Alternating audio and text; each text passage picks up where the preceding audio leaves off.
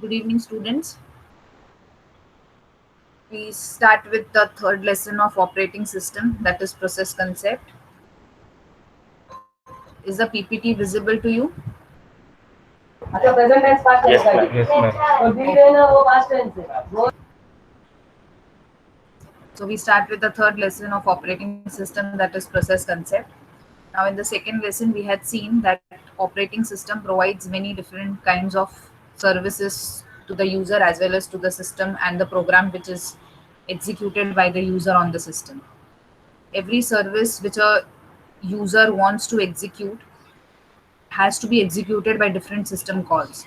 So the system calls is nothing but the intermediate which will take the user commands to the system, and then the system will perform the appropriate action.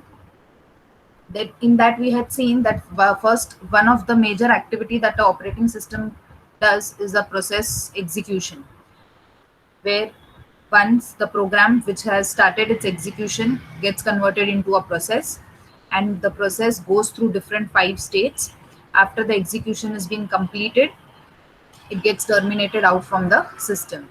So now for this process, right from the phase of entering into the system till the termination, different system calls are used. Like create process is used to start the execution of process. If the process is ended, it will use either end or a terminate system call.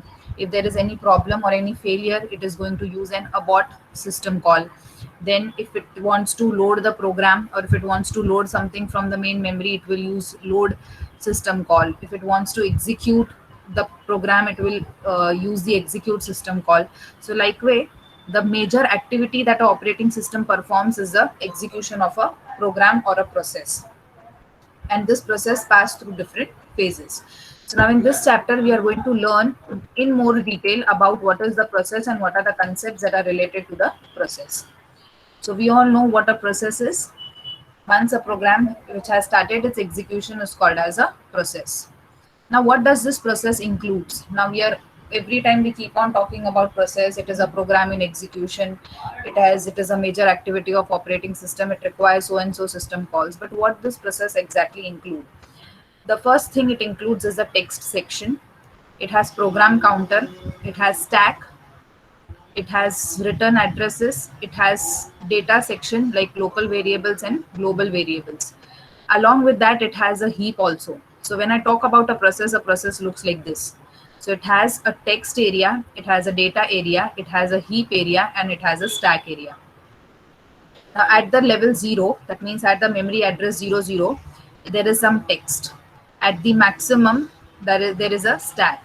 Now what is this text section? It is nothing but the actual code of the program. So if I'm writing load A, load B, add A comma B, store the result in C, and end, all these instructions are nothing but inside the text, that is inside the textual part.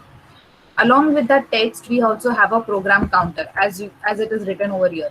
So along with this text section, I also have a program counter. What will be the function of that program counter? The function of the program counter will be to go to the next instruction as and when the previous instruction is executed. So it is going to point me in the text section that which is the next instruction to be executed. Now load A. Now many a times you may ask an input from a user about the value of A and B which is to be added, or you may give it in the program itself. If I have given in the program itself that a value of A is equal A is 2 and value of B is 3, where are these two values A and B stored? They will be stored in the data part. So right about the text section, you have a data section where all the data with respect to your programs or all the variables data with respect to the program will be stored in that. Now, in case if you are taking the input during the runtime from the user, again, where will be that data getting stored temporarily until it is being processed and executed? It will be stored in this data section only. So when a user is giving input of a first number 2, 2 will be getting stored in data. If a user is giving the input of the third word, next second number that is 3, it will store that 3 into data. So whatever program requires the data, Ma'am, your for example, voice is fluctuating. Ma'am, your voice yes, is Tahir. fluctuating. Your voice is fluctuating. What about others? Are you able to hear me? Yes, Yes, ma'am, your voice is yes, ma'am. proper. No, Tahir, try to disconnect and reconnect again. Okay, ma'am. So what I was telling is, whenever either the input is given in the program or if it is taken through the user, every time it is stored in this data portion, which is right above the text. So this hierarchy is fixed. It cannot be changed for any process. It may be, or any program, it may be created by any user, may be created by user or may be executed by system. So this entire thing, entire hierarchy remains same. Next is a heap. Now it is heap. It is memory that is allocated during runtime. Now if you remember, I had told you something about buffer in DBMS. What is that buffer? We store the result temporarily until it is displayed as output to the user. Once it is displayed as output to the user, it is removed from the buffer. So who is going to act as a buffer in case of our process inside the memory? It will be the heap memory. Okay, so the heap memory is nothing but using or allocating the space when the program has started its execution. So if I have started the execution of a program, addition of 2 number, and during that runtime until the result is being displayed to the user, in between the entire execution process, if that program is going to require any memory during the runtime, the heap memory will be allocated to that particular process with respect to that program. Okay, so if it is one program, that means we have one process and one heap memory. But if the process is divided into multi-threads, or if it is divided into sub-processes, every sub-process will have this structure of their own. So like if I have a calculator and I'm going to, sorry, if I have a program of a calculator where I'm going to divide it into different processes like addition, subtraction, multiplication, and division. So my addition will become one process which will have a memory structure like this. So if that addition requires any runtime memory, heap will be allocated to it. Then if I come to multiplication, again multiplication will become a second process. Again, the same structure will be allocated to multiplication process also. Again, if that program requires any runtime memory, this heap memory will be allocated. And same will be continued for your addition process also and for your division process also. So if it is one program, one process, only one hierarchy. But if you have divided, or if the system is divided into multiple processes or sub-processes, for every process, this structure would be created. Okay. Then next we have is the stack. Now what is a stack? It is temporary data parameter, return addresses, and local variables, or any kind of global variables. Now you all have completed with C and C++. Can you tell me what are local variables and what are global variables? Any one of you? Ma'am, local variables are variables which are declared inside the function, and global variables are declared outside the main Outside function. the function, correct. So if I have a suppose if there's a program where I have some function kind of structure, so if in that function I have declared any variables inside, where are those local variables going to get stored? It will be stored in this stack space. If I have declared the variables outside the function, that is if they are global variables, it will be again stored in this stack space only. Okay, so I have restored this stack, or I have kept this stack preserved only if I'm going to have some kind of functions inside my program. If there is no function, the stack is completely kept empty for that respective process. Okay, is this understood? Yes, ma'am. Yes, ma'am. So when I talk about process, it is not only the program which has started its execution, but along with it, there are many sub things which are connected to it. The textual part where the code is there, the data part where you have the values of all the variables, the memory which is allocated as and when the program or the process requires during the execution. And if at all there are any functions, we execute the stack also. Okay. So we also know by now that a program is a passive entity and a process is a active entity. Why? Because once we start the execution, the program is no longer active. We call it as process, therefore process becomes an active entity. Program becomes process when an executable file is loaded into the memory. So if you all remember this, I had also explained you this in first lesson, that if you want to execute any program, you have to bring that program into the memory, or you have to load that program into the main memory. Once the program is loaded, then only it will be executed by the CPU. So program becomes process when it becomes process, when it starts the execution. But when the execution is started, when it is selected from the main memory for the purpose of execution or for the purpose of generating the result. Okay. Now there are two techniques to load the data in the memory. what is the first technique? To double click on any of the exe file. That is, if you have downloaded any software, double click on exe file. That means the program is loaded into your system. That software is installed into your system. If it is not a software, if it is just a program, from the interface of the particular software, select the name of the file or name of the program. Once you select that name of the program and you click on the run button, it is automatically loaded and the execution of that particular program starts. So you don't have to pick it from a location and then open your motherboard and put it inside the RAM. It is nothing like this. Neither your operating system is going to do like this. It will be just operating on the clicks from the user. If it is a software, you click on exe file.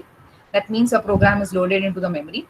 If it is in terms of executing a program on any of the software, you just go and select that file name or any of the folder name wherever you have that program. Once it has been selected, just click on run button. It will start the execution of that program. Okay. Is this understood up to here? Yes, ma'am. Yes. Okay. So now we have seen some part of this process state earlier in the second lesson. So whenever a process execute, it keeps on changing from one state to another state. So we are aware about these states. That is, we have new, running, wait, ready, and terminated.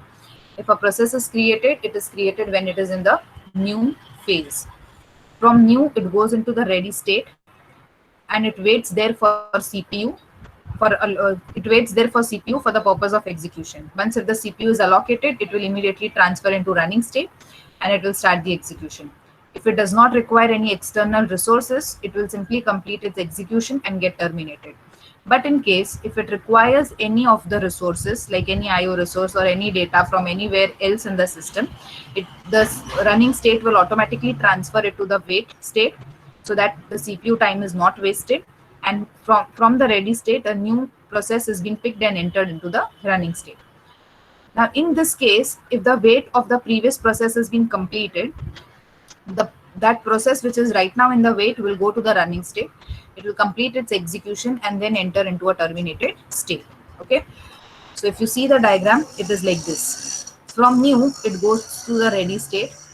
From ready, it goes to running. From running, it goes to ready. Now, this is something new to you. We had seen from new it goes to ready, ready to running, running to wait, or it goes to terminated. Now from waiting to ready and running to ready is something new. Now what is the difference in ready and running? In ready, the process which are ready but waiting for CPU are kept in ready. What is running? The process which has CPU is in running. So when I create a process, it goes into the new state. Once the process is ready for execution, it will be admitted into this ready state. Now when it is in the ready state means what? It is waiting for CPU. Once the CPU is allocated, it will go to the running state. If there is no external source required, it will simply execute and terminate the process. Now let us try to understand this part again. It is ready for CPU. Process has entered into new state. Process is ready for CPU. CPU is allocated, so it has entered into running state. Now, because of some IO event or because of some resources that a process requires, it has been transferred to the waiting state. So when it will go to the waiting state, अगर वो process को कुछ IO device से चाहिए या कोई और memory location से चाहिए, तो वो देने का काम CPU का नहीं है. CPU का काम क्या है? सिर्फ execution का. तो तब तक running state क्या करेगा? It will not make the state sit there and waste the time of the CPU. Therefore, because of the IO event which was generated by that process, the CPU is going to transfer that process to the waiting state. Now, from the waiting state, now suppose let us take that the process was P1. P1 को CPU से IO device से कुछ तो चाहिए था, इसलिए CPU ने उसको running state से wait state में भेज दिया. अभी उसका waiting खत्म हो गया. P1 को जो भी IO चाहिए था वो उसको मिल गया है. Now from the waiting state, it says that the process concept says that we cannot send directly to the running. We have to send it to the ready state. So what does again this ready means? Process P1 को IO चाहिए था, IO मिल गया है उसको, and now it is again waiting in the ready state for the CPU. It is waiting for CPU. Once the CPU is allocated, it will be again taken back into the running state, and then it will be executing the process, and then it will be exiting, or it will be completing its execution and getting into terminated. Okay, is this part clear to you? So waiting से running में वापस नहीं जा सकता directly. It has to go into the ready state. It has to wait for CPU. Once the CPU is allocated, it will be transferred into running state, and then it will complete its execution and get terminated. Am I clear up till here? Yes, Yes, ma'am. ma'am. ठीक है, अभी next क्या है? Running से ready में भी जा सकता है. In what case? When there is an interrupt. Now by now we know what is an interrupt. It is some external source which is generated by the system itself based on some priority. So if I'm executing a program like addition of two numbers और मेरा CPU काम keyboard काम नहीं कर रहा है, तो what will a system generate? A system will generate an interrupt stating that your keyboard is not working. So if your keyboard is not working, can you give any input from your keyboard? No. So in that case, what is happening? Your entire execution of the program is at halt. So what you have to do, your process was in a running state, CPU मिल गया था उसको, but due to this keyboard का interrupt, we could not complete the execution of the process. Therefore, it was sent to the ready queue back because of the external interrupt that got generated. I will solve the interrupt first. I will make my keyboard okay. Once my keyboard is okay, again I will put that same process from the ready to the running for the execution. Now, whenever there is an interrupt generated, I cannot take new process assuming that CPU is idle. यहाँ पे CPU idle नहीं है. CPU को idle जबरदस्ती किया गया है. क्यों? क्योंकि सिस्टम ने हाई प्रायोरिटी इंटरप्ट जनरेट किया है. Okay, agar if that priority or if that interrupt is not of high priority, you can complete the execution of the current process, exit that process, then go to the interrupt and then select the new process for execution. Now this arrow or this phase will come only if the interrupt generated from the system is of high priority. If it is of not high priority, or if it is any user generated interrupt, and if you can skip that, you can always complete the execution and then go to the terminated phase. Do you understand this?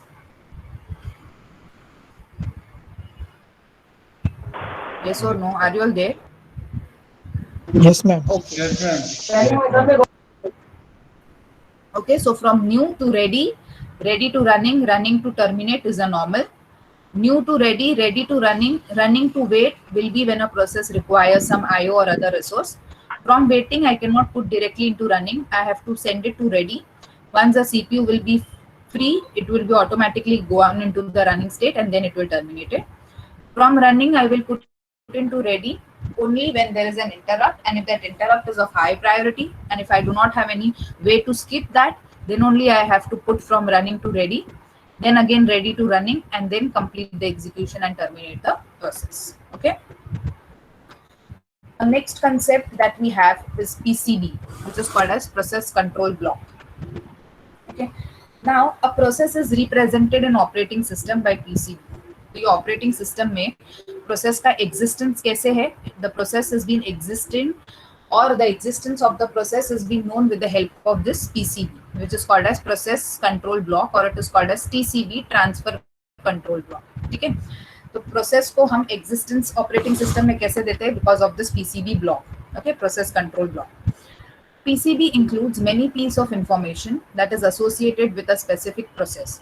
तो ये PCB में क्या है? Everything related, all information related to the process is there in this PCB. So process के पास ये hierarchy तो है, इसके अलावा it has its own block also which stores some information. What are those information? See, the block is like this. It has information like process state, process का number, program counter, registers, memory limit, list of open files, and so on. Okay, so this entire thing is called as PCB. What is this PCB? Process control block, which gives the information of the entire processes, or we can say all the processes which are there in the operating system. Let us see the first thing, that is process state. So do we know what are the process states? Yes, it is new, ready, running, wait, and terminated. So अभी वो process कौन से state में है ये मुझे जानना है. तो how will be I able to explain that, or how will be I able to tell that? With the help of the process state. So I have to go in the PCB of that respective process, and then only I can identify that the process is in which particular state. So if I have started the execution of P1, and right now if P1 is running state, will I, being a user, know this information? No.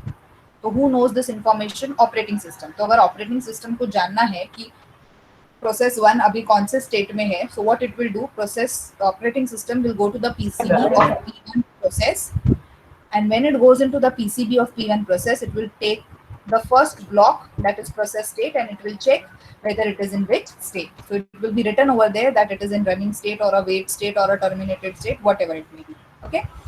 Next is a process number. What is process number? Every process is being identified with a unique number, and we call it as PID. This you will learn more in detail when we go ahead. So like how you all have a unique identification with your enrollment number, similarly every process which is there inside the system also has a unique identification, and that identification is called as PID, that is process identification. So if there is only one process, program का एक ही process है तो एक ही PID रहेगा, but अगर programme के 4-5 processes है तो हर एक 4-5 प्रोसेसेस को अलग अलग PIDs रहेंगे. So we call them as PPID, that is parent process ID. So एक मेन प्रोसेस आईडी रहेगा, उसके चारों सब थ्रेड्स को सेम टाइप्स के PID रहेंगे. Okay, so you will learn this when we come ahead, but just remember, if it is one process there is only one PID, but if there are child of the same process we may have similar process IDs, but the parent ID will be different. Okay, that is what is process number.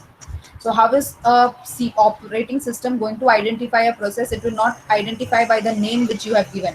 तो अगर आपने नाम दिया है calculator.c, तो operating system calculator.c से identify नहीं करेगा. That identification is for you, but calculator.cpp will be having a process ID, say as 1, 2, 3. So operating system is going to identify that program with the process ID which is 1, 2, 3. Okay. Next is program counter. So we know what is program counter. For moving next to each and every instruction, I'm going to take help of these program counter. And next we have registers. These registers, they are nothing but the CPU register. Register keeps on changing depending on the architecture which includes. So do you remember the registers which we have done for 8086 and 80386 in CO?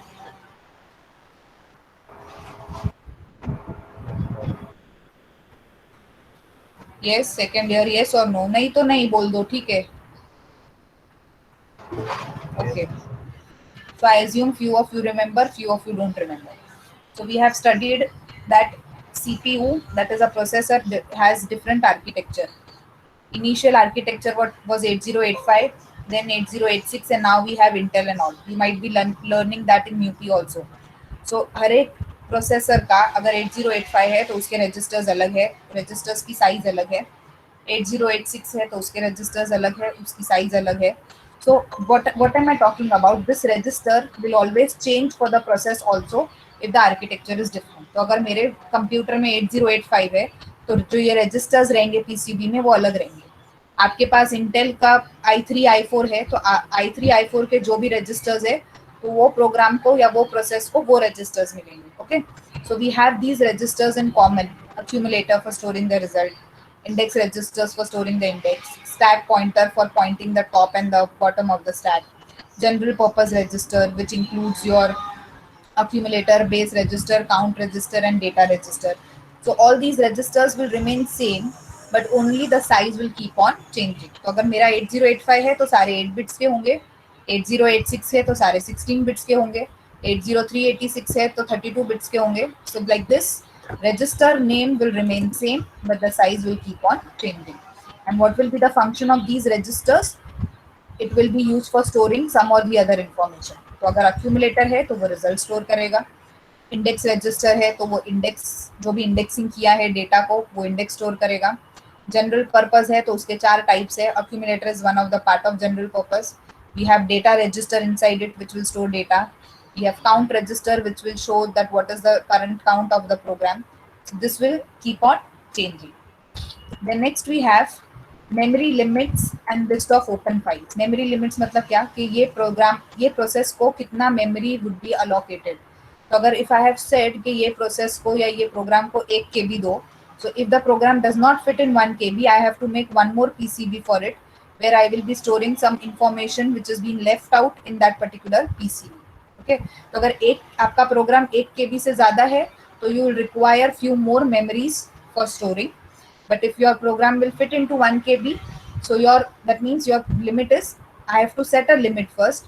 If it will fit only in that much limit. If it exceeds the limit, you have to make another PCB and start storing the data in that PCB. Okay. So if my program is right now of 1 MB, and if my limit is of 1 MB, and if my program is of suppose 1.5 MB, so remaining that 0.5 will go where? It will go into the next process block. Okay. So this limit is being set again depending on the architecture of your CPU. I being a user or I being a programmer cannot set the limit. It is done by the operating system with reference to the architecture of the CPU. Okay. Is this understood to you? Are you all understanding? Yes. Yes, ma'am. Now, apart from this, what all information your PCB has? It has your CPU scheduling information. Now, what is CPU scheduling? कि process कैसे select होते हैं? So we know that we are going to study the algorithms, how to select the process. First in, first out, shortest job first, round robin या priority. तो वो जो भी algorithm select किया है, उसका भी information you can tell from your PCB. Next is memory management information. So have I used the concept of paging, or have I used the concept of segmentation for storing the memory or for managing the memory? That also is written inside the PCB. Apart from that, what do I have? Some accounting information. How much amount of CPU I have used, how much time of the CPU I have used, how many processes or how many jobs I have executed, what is the information about each and every job. All this accounting information is also stored inside the PCB. And the last is IO status information. That is that process going to require any IO device?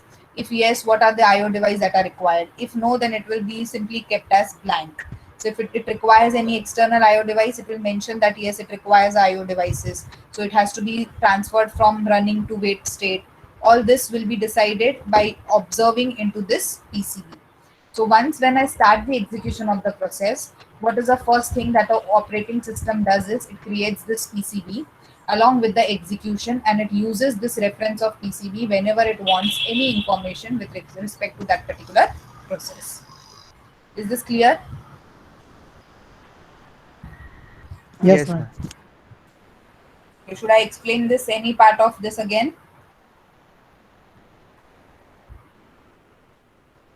Any one of you? Are you all there or are you sleeping? No, ma'am, it's clear. Okay. So what we have done up till now, we have seen what is there for the process inside the memory. It has a textual space, it has some data space, it has some memory space, and it has some stack space. For every process, we know that now the operating system is going to create one PCB. What is that PCB going to do? It will keep some information about the process. What information? It keeps the state of the process, it keeps the number of the process, PID. It tells about the program counter, it tells about the registers, it tells about the memory management, it tells about which algorithm is used for scheduling. Then it will tell me what is the IO status information, what is the accounting information. Okay. So next we do is CPU switch from process to process. Now what we have learned here in the process state, अगर एक process running में है अभी, and if it wants some IO device, where will CPU put that process? It will put into waiting state. And what will the CPU do by that time? वो new में से एक आधे को running ready में डाल देगा, ready से एक आधे को running में डाल देगा. So process or CPU has been switched from process 1 to process 2. Why it switched from process 1 to process 2? Because process 1 wanted some IO. So I could not make CPU sit idle by that time. Therefore, I have switched from process P1 and I have immediately took P2 inside the execution. Again, if P1 is ready, I will switch from P2 to P1 and complete the remaining execution of P1. So CPU is going to switch from one to another process depending upon whatever is the requirement. So that is what is CPU switch from process to process. So now let us assume that we have two processes over here, process 0 and process 1.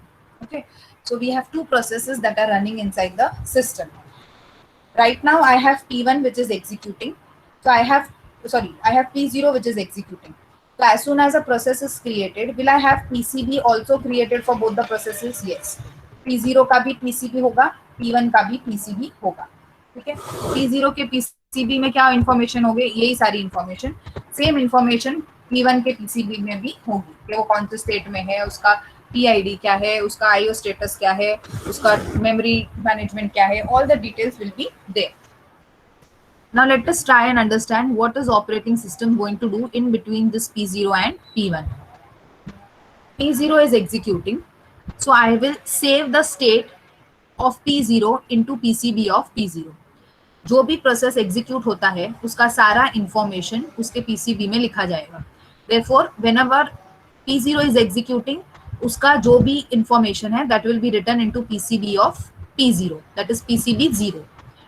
Now, at that time P1 is idle, ठीक है. तभी जब भी P0 execute हो रहा है तभी P1 idol है. क्यों? एट अ टाइम एक ही कोई एग्जीक्यूट हो सकता है, दोनों साथ में नहीं एग्जीक्यूट हो सकते, because we do not have multiple process, our CPU is one only. So if P0 is executing, all the information of the process P0 will be saved in the state of PCB 0. Now when P1 wants to execute, जब भी P1 को execute करना है तभी क्या होगा, reload the state from PCB 1. तो we are assuming this right now कि P1 fresh है, तो अगर P1 fresh process है तो कुछ reload करने की जरूरत नहीं है, डायरेक्ट उसको उठाओ और execute करो, वो थोड़े टाइम के लिए execute होगा. Now if suppose an interrupt comes, or if the process P0 which wanted some IO has that IO request has been completed, तो पहले P0 आया था तो CPU को P0 लेना ही पड़ेगा. So in that case what will happen, right now who is executing, P1 is executing, but P0 which was executing previously and which required IO, so that IO request has been completed and now it is ready for execution. So now I cannot execute P0 P1 at the same time. दोनों में पहले कौन था, P0. So what I will do is I will halt the execution of P1. So जहां तक मैंने execute किया है P1 को, उतना state और उतना सारा information I will store where, I will store in the PCB of P1, which will be PCB 1. Okay. Now what I have done up till here, मैंने PCB 0 का भी information store किया है, PCB 1 का भी information store किया है. जब भी PCB 0 का इंफॉर्मेशन स्टोर किया, उसको IO रिक्वेस्ट चाहिए था, इसलिए वो IO के पास चला गया एंड मैंने P1 को फ्रेशली लोड किया, उसको थोड़ा एग्जीक्यूट किया. जैसे ही उसका एग्जीक्यूशन चल रहा था P0 भी आया बीच में, तो P0 ने क्या किया, I have to take that P0, why, because it has started its execution before. So what I will do is, I will जितना मैंने P1 को एग्जीक्यूट किया है उसका सारा process related information I will store in the PCB 1. I will store it in the PCB 1 and I will keep PCB 1 ahead. I'll aside. उसको बाजू में रख देंगे. PCB 0 को reload करेंगे. So what is written over here? No, reloading the state of PCB 0. So reload क्यों करेंगे? क्योंकि जो पिछला सेव किया है उसको reload करके वहां से execution वापस start करना है. I do not have to start it right from 0, since I have executed half of the thing, and since whatever I executed, I have written it in the PCB of that process. Therefore, I will reload that part and restart the execution from the point where I had left. Okay. तो अभी P0 खत्म हो जाएगा तो बचा क्या, P1. तो P1 को I will reload again. जितना उसका execution हुआ था उतना भी मैंने उसमें भी save किया था. So I will again start the execution from the point where I had left. Okay. So saving the state means what? Saving whatever is executed up till now, and reloading means what? Again restarting from the point where it was left or from the point where it was saved. So none of the process are executing together. When one is executing, other is idle. When other is executing, the previous one is idle.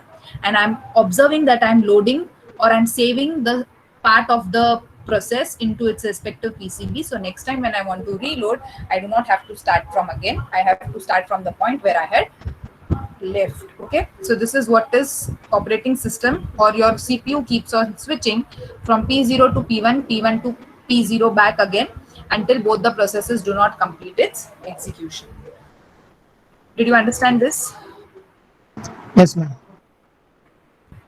Yes, ma'am. Yes. Okay. Now next we know what is thread. What is thread? It is a lightweight process. So if I have a program which is very big, I can divide that program into multiple threads and then I can execute those threads simultaneously. So I have two concepts. One is single thread and one is multi-thread. So single thread means what? Program divide नहीं किया है, एक ही program है जो execute हो रहा है. And multi-thread is what? I have divided that program into small processes and then I am executing all those threads or all those sub-process separately. If you remember one thing, every thread has its own code, it has its own register, it has its common shared stack memory also. Do you remember that diagram? Yes, ma'am.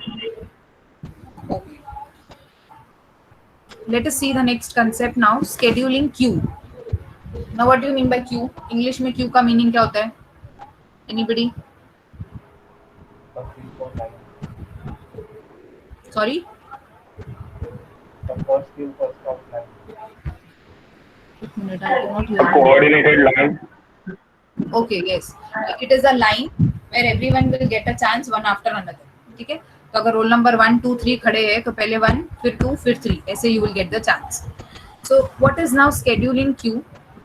When the process wants to execute, any process cannot start its execution on its own. Every process is being scheduled in a queue. हर एक को Q में डाला जाता है. जो पहले है Q में उसको हम लेंगे, या फिर जिसका जॉब का वैल्यू कम है उसको लेंगे, या फिर जिसका प्रायोरिटी ज्यादा है उसको लेंगे, या फिर हम सबको इक्वल टाइम देंगे. That we decide based on algorithm. But any process which wants to execute cannot simply start its execution. Everyone has to come and wait in the queue, and then they will be picked up from the queue for the execution. Okay. So when a process enters a system, they are added into a queue, which is that queue they are called as job queue. So as soon as the process को execution मिला करने के लिए, तो it has been assumed to the user कि उसका execution start हो चुका है, but it is not necessary कि उसका execution start होगा. It has been first added into the queue, which is called as job queue. We have one more queue called as ready queue. Process is already in the main memory and it is waiting to execute. Ready means what? उसको उसके पास सब कुछ है, सिर्फ CPU नहीं है. एक बार CPU मिल गया तो वो execution start कर देगा. So from the job queue, where do I send the process? I send the process to the ready queue. From the ready queue, if the CPU is been allocated, it will start its execution. Now it may happen many of the process from the ready queue can enter into the device queue also. What is a device queue? If it is waiting for some device. So now when I compare this with this diagram now, initially when it is in the new state, it is in the job queue. If it is into the ready queue, so if it is into the ready state, means it is in the ready queue. If it enters from running to the waiting state, means it is in which queue? It is in device queue.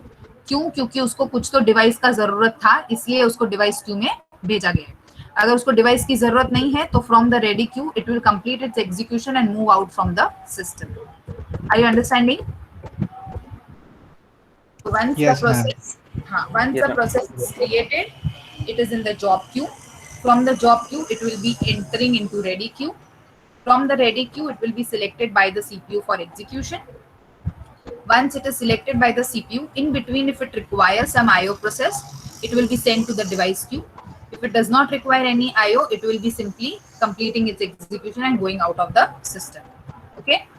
So see, when I see this queue diagram, I have entered into the job queue. From the job queue, I am into the ready queue.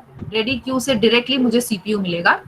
अगर CPU से मुझे कुछ नहीं चाहिए, that means I do not want any IO device, neither I want any interrupt, कुछ नहीं है मेरे पास, simply execution है, तो it will execute and it will throw me out. That is, it will be terminated. But from the CPU, it may go to some another phases also. What are those other phases? It may enter into IO request. That means वो process को कुछ IO चाहिए था, तो उसने request किया वो IO के लिए, इसके लिए it has gone into IO queue. So this device queue is also called as IO queue. Okay. So it has requested for the IO device, therefore it enters into IO queue. It will be given with that IO. Once that IO is completed, can I directly go to the CPU? No, because what does the diagram says? That if you are in the waiting state, you cannot go directly to running. You have to go into ready. So from this wait where I am supposed to go, I will be going to the ready queue. Then I will be given CPU and then I will go out of the system. Okay. Next, from the CPU, I may be sent to the time slice expired. ये time slice expired कब आएगा? जब I will use round robin concept. क्योंकि हर एक process को मैंने minimum time दिया है. कुछ प्रोसेस उतने में ही खत्म हो जाएंगे, कुछ प्रोसेस को उससे ज्यादा टाइम लगेगा. तो अगर जो प्रोसेस को उससे ज्यादा टाइम लग रहा है तो वो सारे कहाँ वेट करेंगे? It will wait in this time slice. Okay, after that time slice is completed, it will be put back into the ready queue. It will be selected by CPU.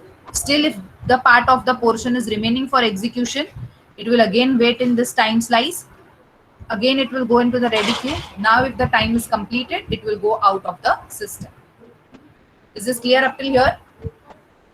तो IO request होगा तो device queue में जाएगा, round robin concept है तो time slice में जाएगा. Now we have something called as fork a child.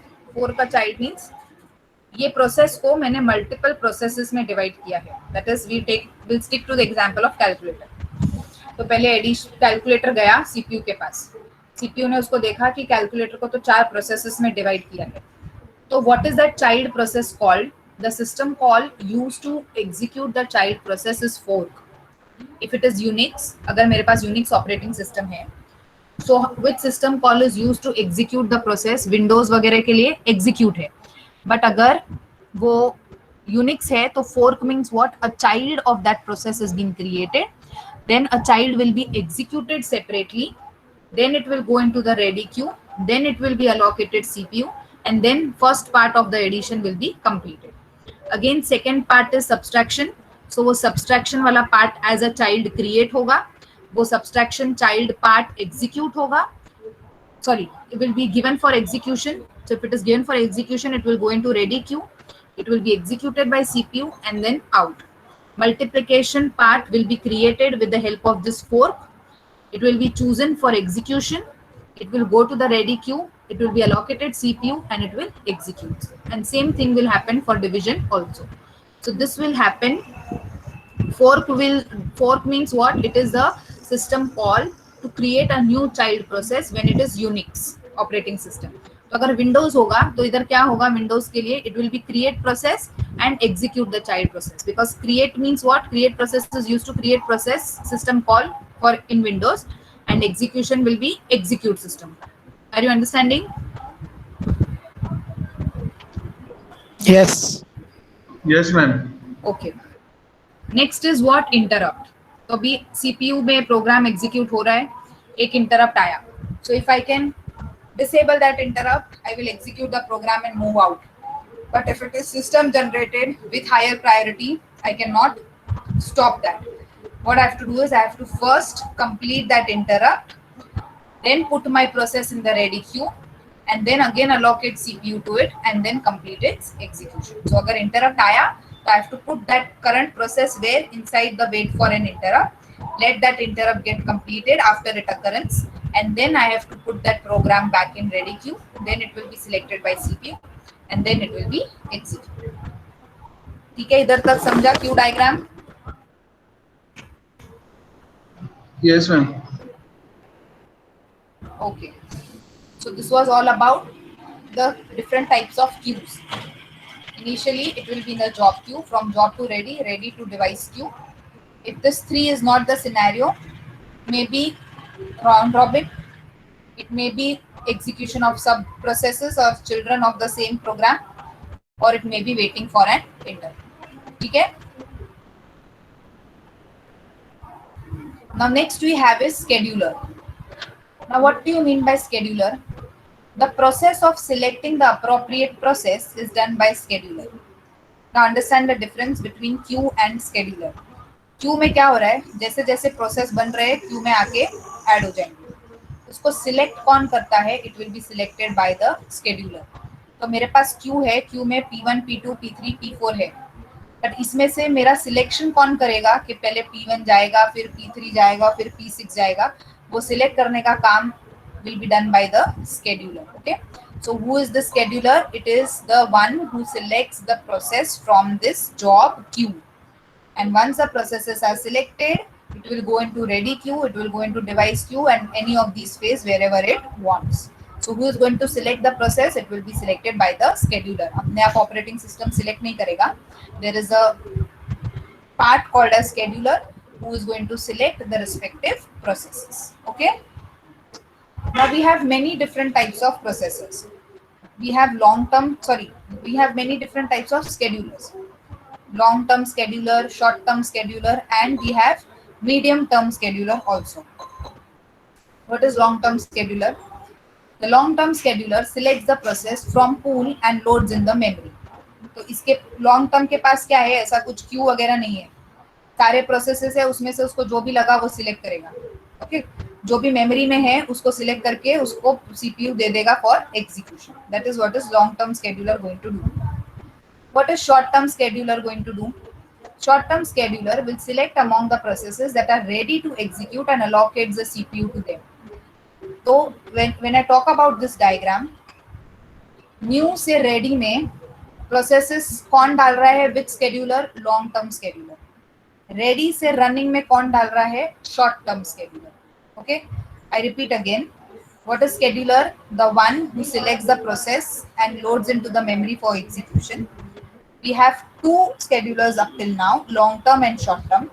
The scheduler which selects the process from new and puts into ready is a long term scheduler, and the scheduler which picks the process from the ready and puts into running is called as short term scheduler. Okay, why it is written CPU allocation over here? Because in which phase the CPU is allocated? CPU is allocated in the running state. समझा इधर तक? Yes, ma'am. Yes or no? Okay. Okay. So we have two long-term schedulers. One is IO bound process, one is CPU bound process. So IO bound process क्या करेगा? It will look after the process and the requirements of IO for that particular process. What will CPU bound process do? It will, CPU bound means it does not require any IO. वो process आएगा अंदर execute होके बाहर निकल जाएगा. But IO bound process क्या करेगा? वो अंदर आएगा, अंदर आने के बाद उसको वेटिंग में डाला जाएगा. क्यों? Because it is IO bound, means it requires some IO for completion of the task. So अगर लॉन्ग टर्म स्केड्यूलर है तो वो स्केड्यूलर को क्या देखना है? IO रिलेटेड प्रोसेसेस भी देखने हैं, CPU रिलेटेड प्रोसेस भी देखने हैं. बट शॉर्ट टर्म क्या करेगा? शॉर्ट टर्म सिर्फ रेडी से उठा के रनिंग में डाल देगा. बट ये जो लॉन्ग टर्म है उसको क्या देखना है? उसको यहाँ से यहाँ भी देखना है, वेटिंग टू रेडी वाला पार्ट भी देखना है. क्यों वेटिंग टू रेडी वाला part? Because we have one type of long term scheduler which is IO bound process. तो IO bound मतलब waiting वाला भी आ जाएगा. So long term will look into new to ready as well as waiting to ready. Short term will look only from ready to running. Is this clear?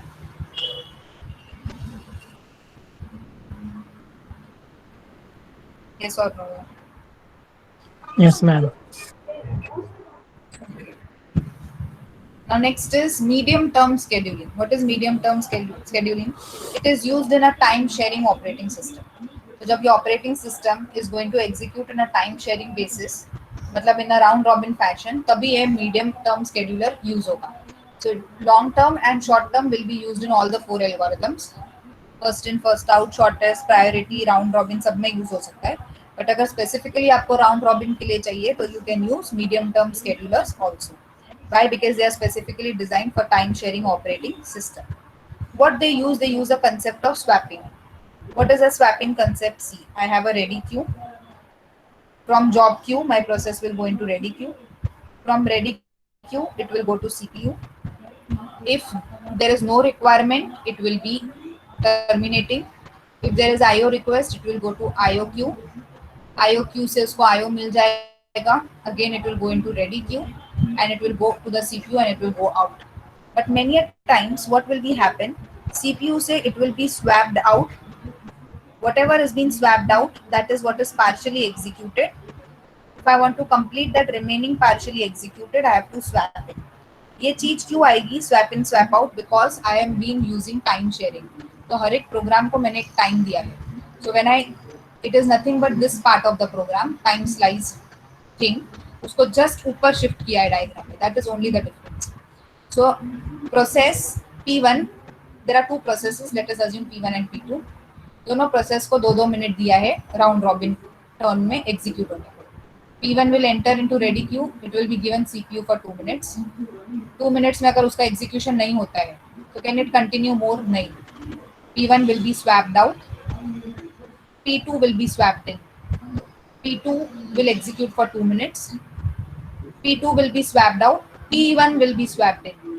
P1 will execute for 2 minutes. Execution हो गया, go out. P2 will be swapped in. Are you understanding what I'm talking? ठीक है, तो मैंने क्या किया? I had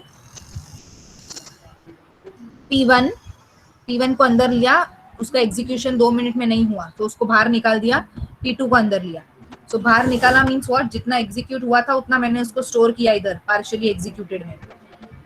P2 को अंदर लिया, P2 ने एग्जीक्यूट किया 2 मिनट के लिए, उसका भी टाइम और उसको चाहिए.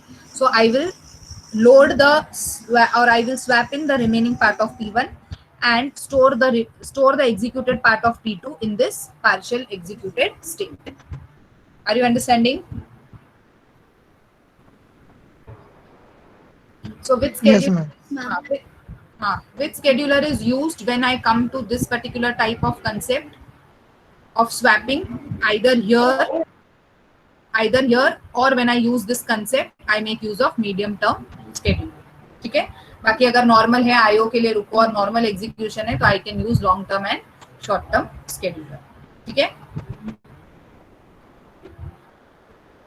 Now CPU switch. What is that CPU switch? It is nothing but the same thing which we just explained here. एक प्रोसेस एंटर करेगा, उसका डेटा स्टोर होगा, दूसरा प्रोसेस अंदर आएगा, पहला वाला बाहर जाएगा. पहले वाले का काम खत्म हो गया है तो दूसरा वाला बाहर जाएगा, पहले वाले को लोड करेगा.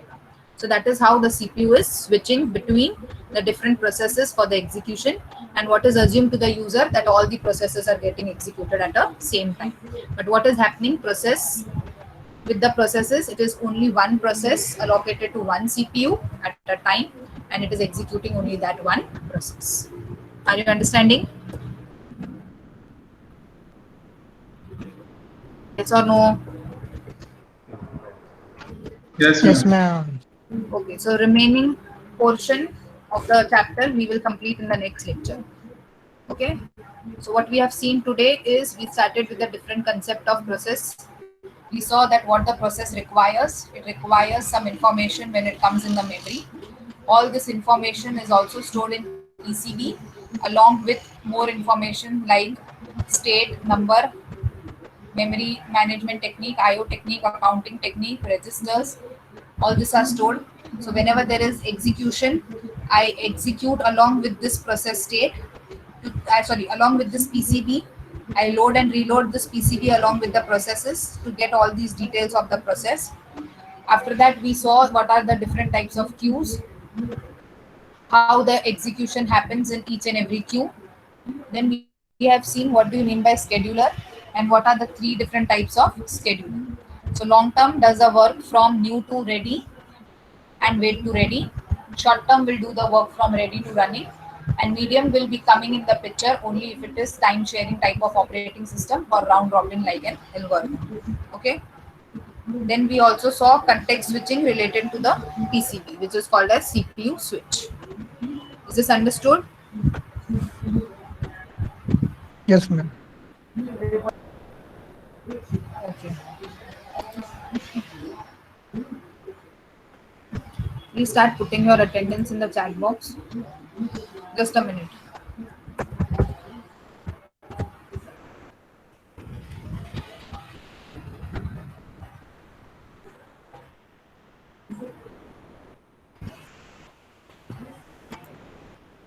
Yes, can you see the screen? Yes, ma'am. Please start. Faizan.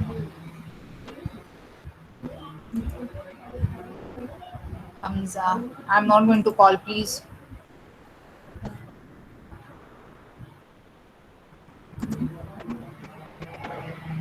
Present, ma'am. Okay.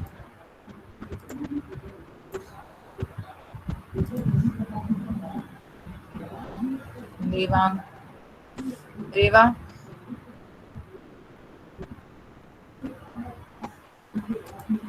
Soham. Next, Jonathan. Sakshi. Ma'am, can we leave after